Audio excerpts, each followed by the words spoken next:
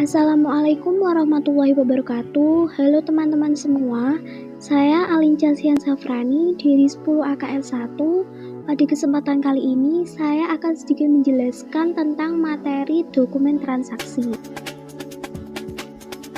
Nah, buat teman-teman yang belum tahu transaksi itu apa sih?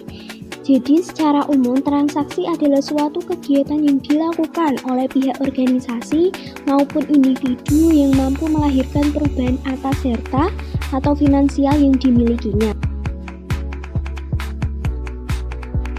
Adapun peranan transaksi dalam sebuah bisnis nih teman-teman.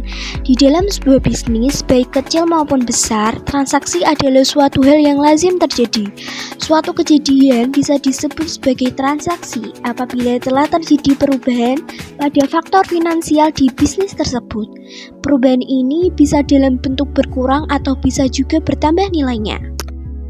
Ada juga beberapa contoh kegiatan transaksi dalam sebuah bisnis, yaitu menjual produk, membeli bahan produksi, membayar gaji, dan membayar beberapa tanggungan bisnis lainnya.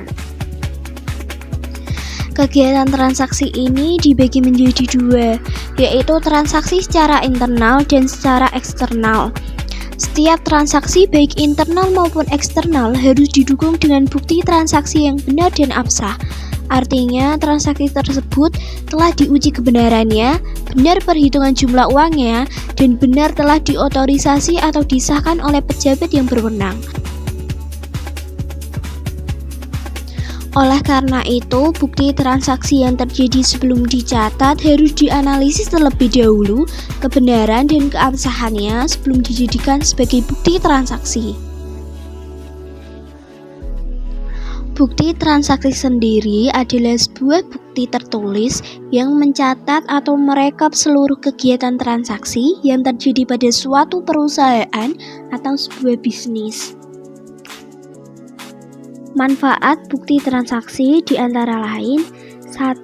Menjadi dasar untuk pencatatan akuntansi. 2. Menghindari duplikasi pada saat pengumpulan data keuangan perusahaan. 3. Dapat diketahui oleh pihak yang bertanggung jawab atas adanya transaksi. Dan 4. Bisa menjadi media untuk data informasi keuangan yang valid. Selanjutnya, jenis-jenis bukti transaksi. Bukti internal, ada bukti pencatatan, bukti kas masuk, bukti kas keluar, bukti memo.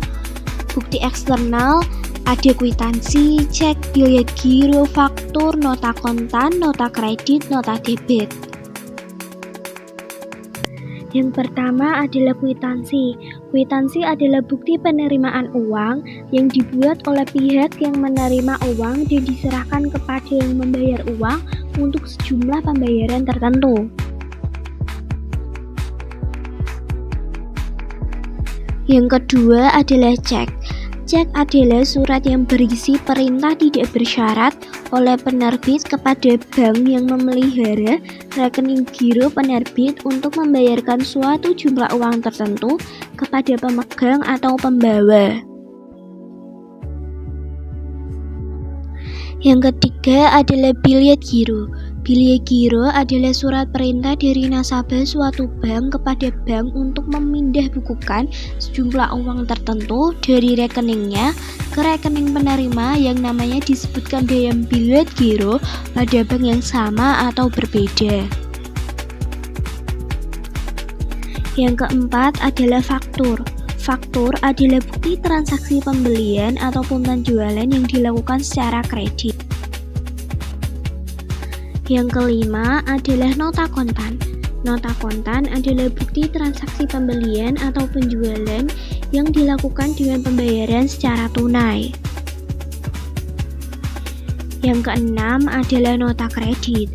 Nota kredit adalah bukti transaksi penerimaan kembali barang yang telah dijual karena sebagian rusak atau tidak sesuai dengan pesanan. Yang ketujuh adalah nota debit. Nota debit adalah bukti transaksi pengiriman kembali barang yang telah dibeli karena sebagian rusak atau tidak sesuai dengan pesanan.